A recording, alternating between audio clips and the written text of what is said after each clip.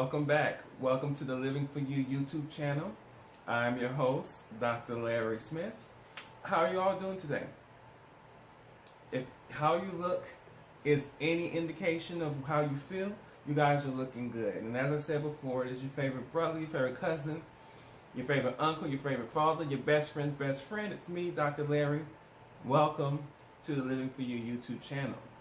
Long time no see. I took a week off, had to recharge, had responsibilities and obligations that I had to do. But I'm here back with you because this is my favorite place to be. I am here with you. We are discussing and having a good conversation. And I prepared this wonderful, wonderful table for us to come together and to grow and to have discussions and to get to know one another and to just ultimately better ourselves and ultimately make the world a better place. So welcome. I'd like to thank my subscribers for sticking it out and keep coming back time after time after time after time. I am so thankful for you. I am also thankful for the new people. And you guys are here. You didn't have to be here, but you chose to be here, and that's a magical thing in itself. And I'm so blessed and grateful for the new people as well as the long timers. For those of you who are new, I am Dr. Larry Smith, as I said before. I'm a certified master's and life coach and spiritual coach. And so on this channel, we deal with a lot of that. We do a lot of life coaching and spiritual development and life mental development. My specialization was my business. My business is Live For You Coaching, and you can find more about that at www.liveforyoucoaching.com. But my specialization is helping African American men between the ages of 18 and 40 deal with the trauma, right? Come around it. Live a more present life. Live now and be fully engaged with the reality and their presence of themselves and have the best life that they can. Because a lot of times trauma, and I know this from personal experience and the experiences of a lot of people I know, sometimes trauma prevents us from having the fullest life that we can. And so the goal is to get us beyond the trauma so that we can live there. But I help a lot of people, not just African American males, between that age demographic, a lot of people, because a lot of us have dealt with trauma or a trauma or something in our lives. So that's what I'm about. So for those of you who are new, go ahead and like the video, subscribe to the channel so you know when I drop stuff, because I've been dropping things. There's, of course, this series which we're doing now, but then there's also where we do coaching and we talk and we discuss things like trauma, like mental thought life and all kinds of things. And then, of course, on Wednesdays, you guys know we have the Living for Black History series that's been kicked off and that's been going on and premiering. So engage in all of that. There's so many resources and things that I put out there. There are resources at liveforyoucoaching.com. So you can find all of the things you need. You can follow me on social media at Dr. Larry Smith on Instagram and on Facebook. And we can connect in many ways. Or if you want to set up an appointment for coaching, we can do that as well. So let's get to know each other, let's grow, let's better ourselves. We're in this together. We know that this is one of the challenging times. And so in order to get through the challenging times, there are many resources, and I hope that this channel, that my voice, that my resources can be something that's going to help you navigate your way through this moment that we are in currently. All right, so welcome back. Last time we were here, we were actually discussing Eckhart Tolle's book, The Power of Now. It is one of my favorite books. As I said last time, it is a book that I read at least once or twice a year. And I find myself reading it a third time because of the moment we're in. Because it is such a helpful tool in helping you to be able to navigate your way through where you're going. And to kind of get within yourself and find that peace and find that bliss, that enlightenment, that being, that center. And so it's a very powerful, powerful, powerful book. And in our last discussion, we discussed being and what that was and what that looks like. Being is another word. You can substitute it with God. You can substitute it with the higher power. You can substitute it with spirit. Whatever term you feel to substitute the word being with, that's fine. Being is used by Eckhart Tolle and, of course, by me, in a sense to try to get you to not personalize it or to try to get you to not personify it. Make it into an image of yourself or someone like you or something that you're familiar with, like a king or a ruler or a government or anything. and just see being as just this ever presence of everything, within everything, around everything, and everything has being in it, including you and including me. And so you can call that God, you can call it whatever you want to, whatever you're comfortable with. But when I say being, that is what I'm referring to. And so we talked about what that is and how our desire, our true state in that is to be connected fully, non-separated from being. And all religions, Buddhism, Christianity, Islam, Hinduism, Judaism, all of the isms, Zoroastrianism, all of it is an attempt to connect us back to that. And really, I see religion just as kind of people's guidelines, people's roadmap, people's directions on how to get there. But really and truthfully, it's a very unique, personalized experience. And you can find it in your own way. Because it's there. It never leaves you. You're never separate from it. And the realization is when you start to recognize that you're never separate from this being, that it's always part of you, that you start to live more closely in tune with it. And that's what the power of now is about. It's about living in tune with being, living in the present moment. We also talked about this, when we were ending, talking about listening to our thoughts. Many times our thoughts go on and on and on and on, almost automatically, mechanically. And we don't always really have control over it. A lot of it is unconscious. And so therefore, we play certain things in our minds over and over and over again. And those things become ways of how we see ourselves. And we identify ourselves with that mind. And we live out that life that we've created in that mind on that repetitive I God playlist in our mind of the same songs over and over and over again. And the goal in getting in the direction of living in the now or living a more present life is to be able to live and actually pay attention and observe what is being played in your mind. And so that's important because when you start to, and I have my notes, so I'm looking down because I'm looking at my notes. But when you start to become conscious of your mind, when you start to pay attention and listen and observe your mind and what you're playing, you actually become a more deeper of your sense of self, right? You get more in tune with who you are because you're becoming more conscious. You're not just living an unconscious, mechanized life of thought. You're actually aware of it. So you're becoming more in tune with yourself. And what happens is when you start to weed out the things that you know are negative, the things that you know are not positive or not good or not healthy for you, that's been playing in your mind, because there are things there. When you start to see those things, then you begin to understand, I am not a part of that. The mere fact that you, or I am not that, should I say, I am not that. The mere fact that you can step back and pay attention to your mind should be a clear indication that you are not your mind. You shouldn't identify with your mind because you have the ability to step back and to observe the mind. And many of us know that. We are aware that we have the ability to monitor and to watch and to observe our thoughts. But we forget that we are not to be identified by those thoughts, and that's a clear example of it with the mere fact that you can observe it. Nevertheless, people do.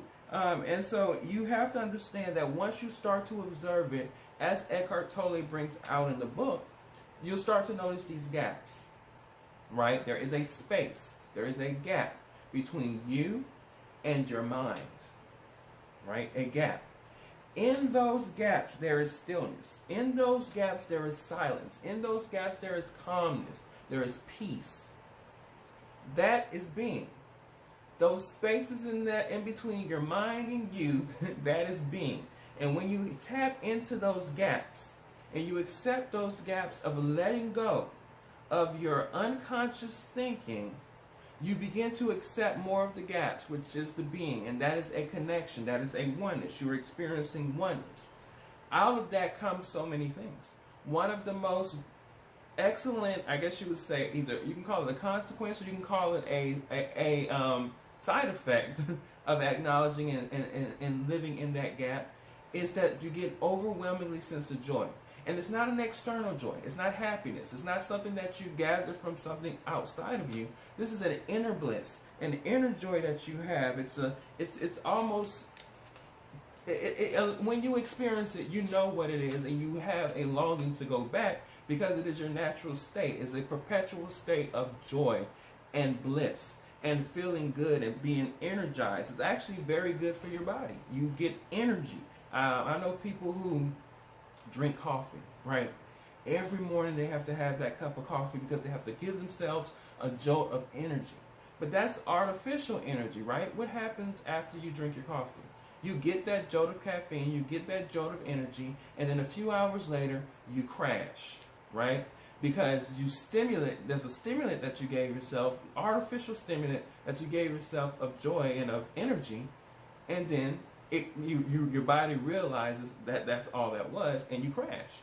Well, this joy, this energy, this mind-free, pure consciousness, as it's been called in the book and also in other parts of the world, that is authentic.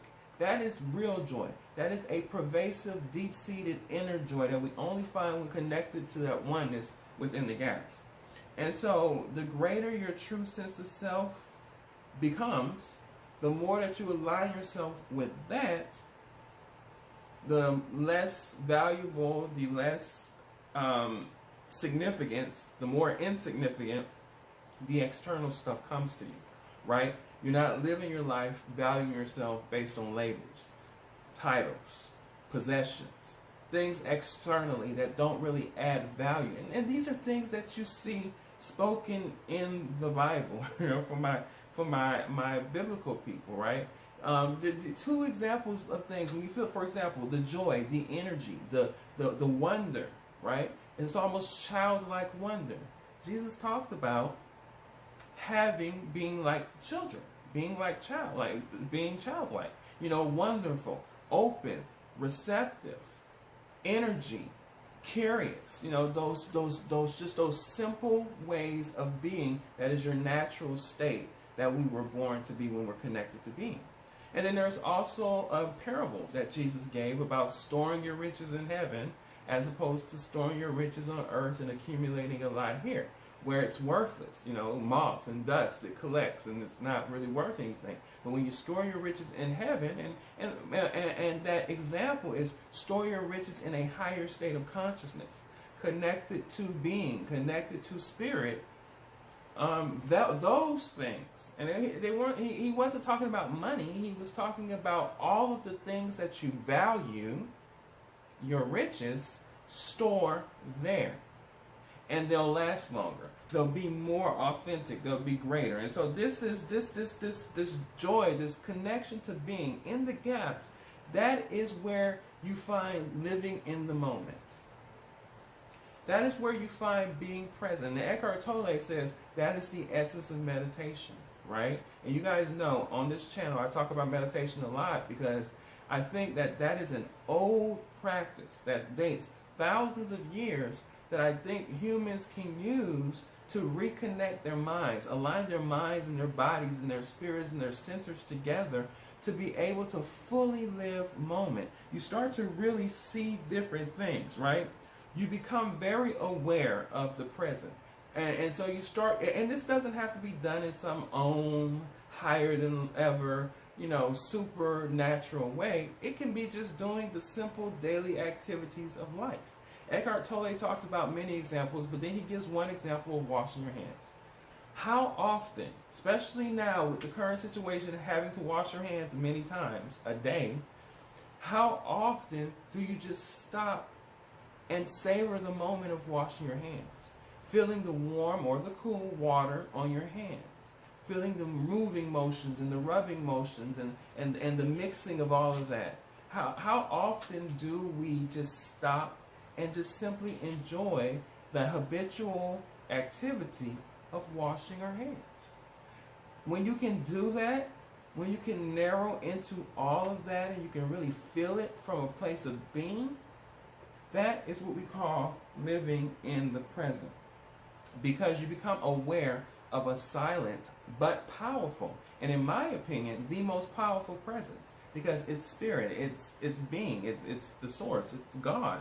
Right? You become aware of that. It's not a threatening presence. It's not a fear presence. You don't have to fear it. It's not a presence that you have to feel bad about yourself when approaching it. It's pure. It's silent. It's powerful. But it's wonderful, right? It's wonderful.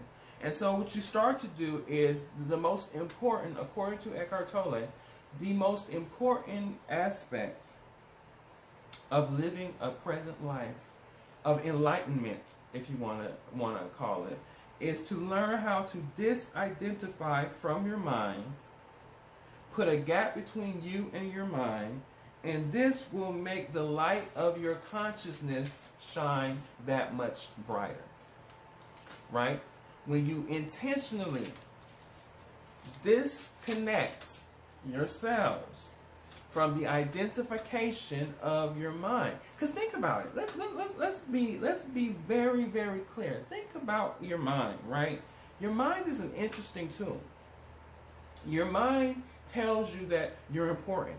Your mind tells you that you're worthy. Your mind tells you that you're not important. Your mind tells you that you're needing to lose weight. Your mind tells you that you're hungry. Your mind tells you that you're, when you're not. Your mind tells you that you need this, or that this person does this, or that this person's a different race, or this person's a different religion, and you gotta distance yourself from this and separate yourself. The mind really works as an agent of separation. Really does. And so when you put yourself in that state of perpetual bliss, and you learn to disidentify yourself from your mind, that is when you start to live like a child, per the admonition of Jesus. Right? Think about children. Children don't walk around and saying, I have a degree and I am Dr. such and such. Children don't even acknowledge race, until it's brought to them. Right? You saw that video of the two kids hugging. Children don't even acknowledge hierarchy. They don't acknowledge wealth. These are things that aren't relevant to a simple mind that is existing, connected to being, and just being itself.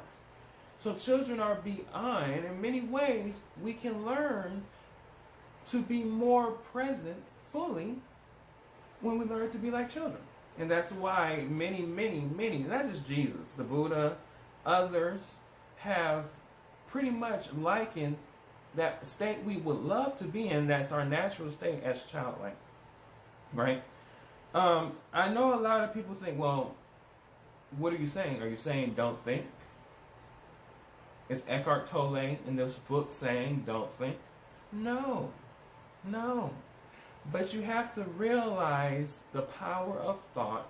You have to realize what exactly are you thinking. In fact, he points out a statistic that he gives in the book. He says some 80 to 90% of our thoughts are repetitive and useless. That we have on a daily basis, 80 to 90% of our thoughts are the same thoughts and useless thoughts. And majority of them, because of our humanness, our physical inclination, our history, it really is just negative. There's a lot of negative thoughts. And so the point is that we have to be able to separate ourselves from that and consciously think about those things that we are playing in our brain. Be a more conscious thinker. And this is in the book when he introduces the concept of ego. And for him, the ego is a false sense of self created by unconscious identification with the mind. A false sense of self created by unconscious identification with mind. Ego. That's his definition of it, right?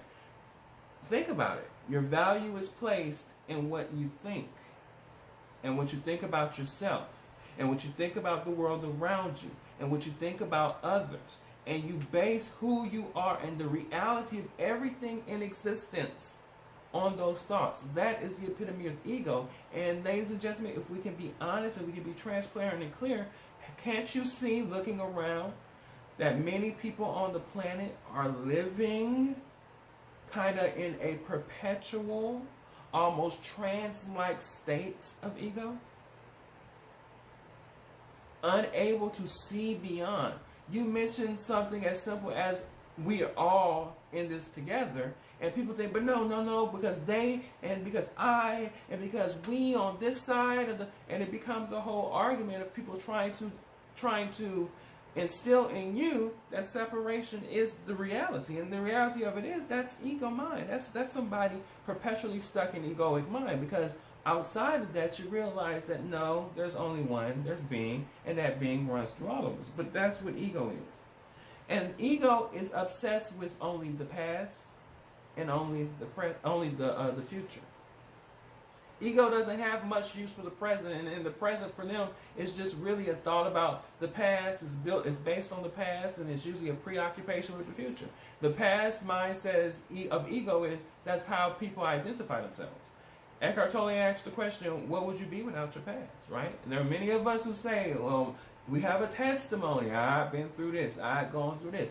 And me working with my clients, I know that. I hear a lot of stories. I hear a lot of testimonies. I hear a lot of what I've been through.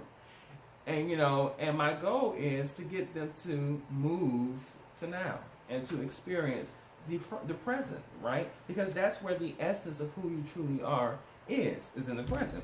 And then also, secondly, with an egoic mind, their preoccupation is with survival. So I got to do this, and in the future I'm going to do this, and when I get to this, I'm going to do this, and A, B, C, and I'm going to be, I'm going to attain, I'm going to achieve, I'm going to get. And it becomes a constant, perpetual state of running for the past. Running from the past while running to the future, right? Running from who you were or who you think you were to running to a future of who you want to be. Survival. It's very, very, very, very survival. And so for ego is very concerned with ignoring the present, because the present for them is hard to identify themselves with in the ego. And so we have to understand that this starts at our level of thought. But it also has to do with our consciousness. And Eckhart Tolle and I want to make the clear distinction that there is a separation, a difference between thinking and consciousness. When somebody says, are you conscious? Right? When somebody says, are you conscious? If you faint, are you conscious? They're not saying, are you thinking? They're saying, are you awake? Are you aware of what's going on around you in this moment when they say, are you conscious? Are you aware? Are you awake? Are you attuned with what's happening in the present? That's what conscious is. Thinking is a whole other thing in itself, right? Thought can't exist without consciousness. But consciousness can exist without thought. Eckhart Tolle, right? Thoughts can exist without thoughts can't exist without consciousness, but consciousness can exist without thoughts. And so when we get to that stage of enlightenment, of salvation, if you're of other faiths, those concepts that we learn and that religion tries to help us to get to, we're to a level where we're above thoughts, right? Thought is a little lower on the scale. There's a little lower than thought. That's basic, natural, instinctual survival. But then there's thought. And above that, the very top, is consciousness, it's enlightenment, it is salvation.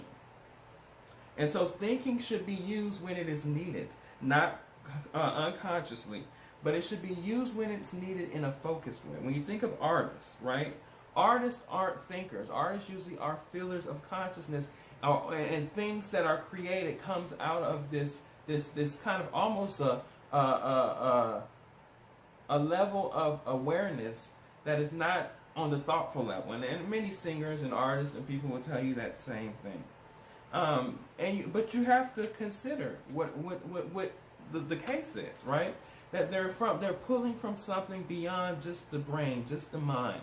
Think about creation. It is this intelligence of mind, of actual consciousness that has created everything, including you, including me, including the world, including everything, the planet, the animals, the temperatures, you name it. All of that had to have something well above thoughts, thinking, to create. Because we think.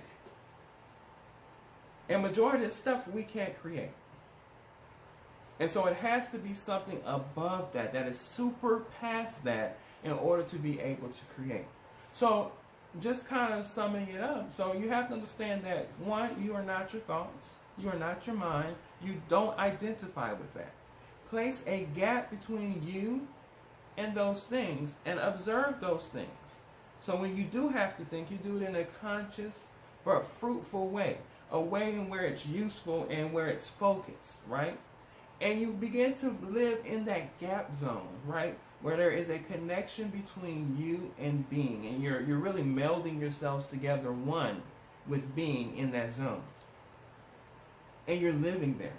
There's joy, there's bliss, there's peace, there's happiness. Authentic happiness, not from anything external. And this is not something that you have to buy, you have to read, you have to pray, you have to go to church about. This is something that is within you at any time of the day. But you have to realize it stems from you being aware of your thinking and not living in a perpetual state of blindly identifying with your mind and with your thoughts. That's called ego. And so when you live out of ego, you're aware, you're conscious, you're childlike, you're zealous, you enjoy life.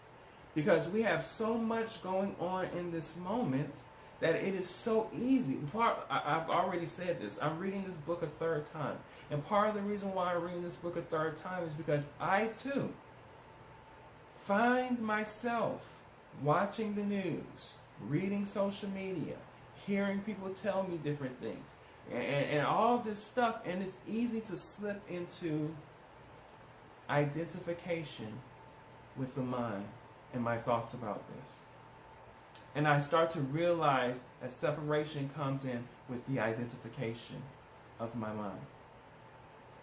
And so what I am aware of now, after reading books like this and so many others and having different spiritual practices, is that I have to disengage that, observe that, and get back to that place of being. All right, so that's it. That's it. We ain't go no further. But I hopefully you got something from that, and hopefully right along with me you are reading the book, The Power of Now by Eckhart Tolle, and so that you know what we're talking about, and we're having this discussion and we're breaking it out.